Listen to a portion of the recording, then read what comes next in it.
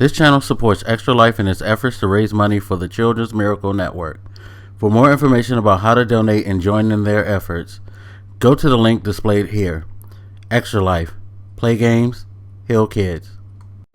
What up, everybody? This is your boy Blak, and I'm gonna try to get through this commentary. Hopefully, noise reduction will do its job and it'll eliminate the noise that my neighbors are making because they're loudly blasting music and just being annoying. Or maybe I'm just more annoyed than normal by it because it's been a fucking annoying week, to say the least. God damn it.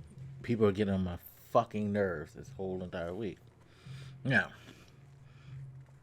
has any of you seen Die Hard 2?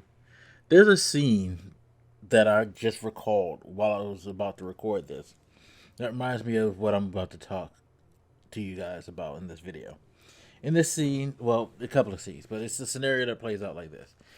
During the movie of Die Hard 2, John McClane gets into a fight with one of the domestic terrorists, and he subsequently kills him while chasing him down.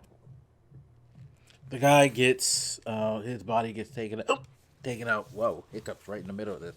His body gets taken out into the public, and the public sees the body, and John McClane's like, "Yo, what the fuck is going on?" So time goes on. John McClane finds more information about this guy, and is already not in a good mood with the way that the airport police had handled the situation with their incompetence. He goes to them, let them know, like, "Yo, this guy is a trained professional. He's got military training, all that. He's a black bag operative who's supposed to be dead." And so they're like, "Well, what do you think this means?" He was like, "Well, take a look and see what's in your hand. Does it take a genius to fucking tell that this guy who's just sneaking around putting shit in your goddamn luggage room might be up to something, especially if he's pulling guns and shooting at me and I get in a fight and a fight to the death with this motherfucker, instead of just like turning himself in or quietly leaving?" Nobody does that. He was like, this man had even like special weapons that you don't see a normal person have. Like, what the fuck you think is going on? Something's about to go the fuck down. And they're just like, "Oh, well, whatever. Like, you don't know exactly what's going on and all of that. You're not someone who works here, so get the fuck out. We're not going to listen to you. We're just going to go about our business because until, like, we have a reason to, we're not going to act," basically. So what happens? The terrorists take over the fucking airport, and in the whole, like, time that this all happens, it's like chaos. They down a plane and kill people. They kill the whole SWAT team. They blow up shit. They almost get away with, like, taking away an international criminal. But John McClane saved the day. Now, there's a part that I'm particularly focused on is when all of this shit started going down and you started to see, like, what he had been warning them about start to happen. All of a sudden, the police like, "Yeah, we're gonna do this, we're gonna do that, and we're gonna do this now." Stuff that he basically told them to do, and his comment was, "Just in the nick of time, huh?" That's how I feel about Twitter fucking getting rid of Donald Trump's account. I know I took a long way to get there, but this is exactly the same thing. It's exactly the same thing as all of these people now who are subsequently making all of these fucking comments about, like, this is just wrong. He's not, fit for office, blah, blah, blah. All this shit. Like, people are sitting on Twitter right now celebrating this shit. And I'm like, for fucking what? The fuck did they do? People told him years ago, over the last 4 or 5 years, that he should not be on here. Look at the shit he's saying. He's saying fucked up shit. He's inciting people to do fucked up shit. Do you want somebody spreading misinformation and inciting people? And then, especially if he's the actual president of the United States, he's abusing his power that way. And he could cause someone to get fucking killed. But it takes now to get to a point where we had a situation where someone actually has gotten killed because he incited domestic terrorists to fucking storm the goddamn Capitol. A police officer, injured and killed because of this. Four of them killed, one shot by the police defending themselves, and the other three, like, killed in different accidents, including one guy, by the way, who's a fucking moron. Apparently, he shocked the fuck out of himself with his own taser while trying to climb up, I guess, or something, and basically killed himself. Fucking idiot. But yeah, now you have blood on your hands, and you had all of Congress hiding, scared, fearing for their lives. You have a city full of people who are still going around fucking with people. Um, yes, they're still fucking with people. I can attest to that because I know people who live in this city who have given me accounts of people being fucked with still by these motherfuckers. It's fucking chaos. But now Twitter's like, I think it's time to just permanently ban him. This after they gave him a soft ban first, so like we'll give you, you know, 48 hours to clean up your account of these false statements. And I guess enough people were screaming at them to where they were like, I think we should just ban him permanently. Well, fuck you, and stop fucking giving them applause for it. The response to Twitter should be like, go fuck yourselves. Took you long enough to do what you should have fucking did a long time ago. Like, it just boggles the mind. And again, you have all these people in the cabinet who are like, quitting. People are like, oh, now they finally got a conscience. They don't have no fucking conscience. They're trying to avoid getting in trouble.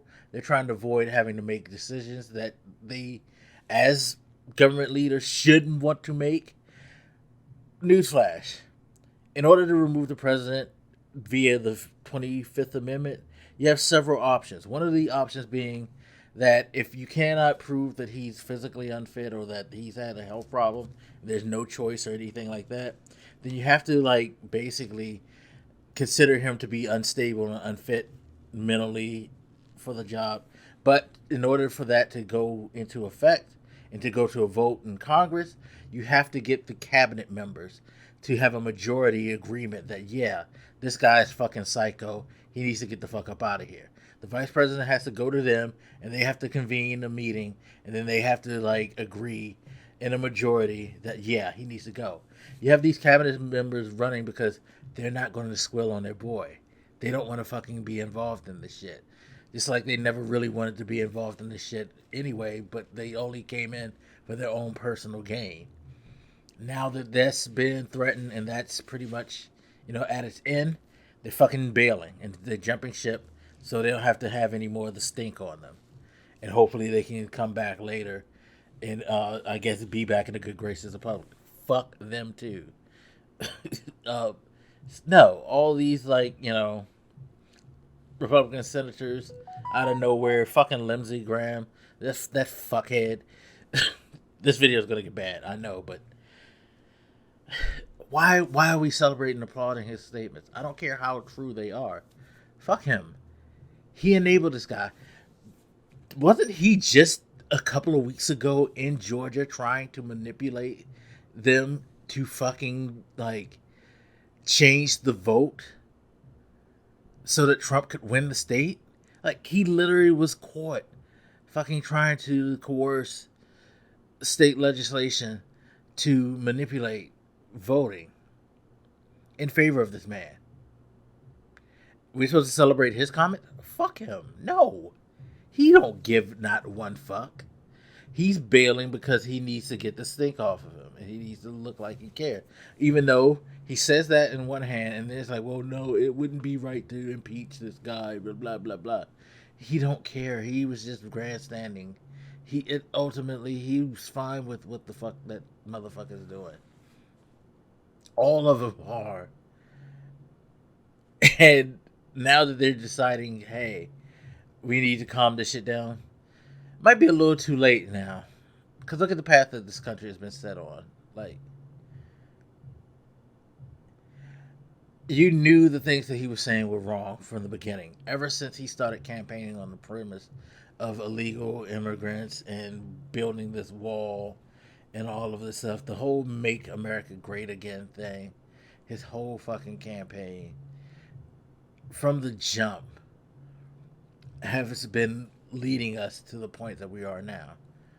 And so many people warned you how dangerous this guy was. None of you took it serious.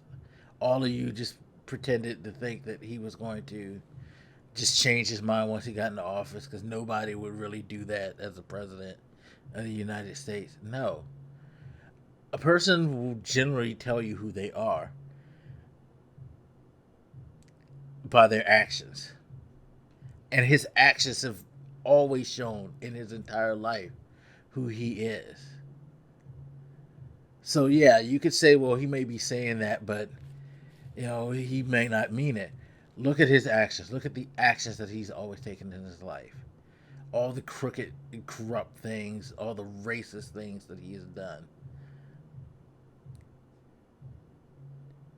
I don't know what the fuck y'all expected. And I don't know why now, in the 11th hour, everybody who's deciding, like, yeah, we don't care for this guy, we're taking a stand, deserves any fucking type of, like,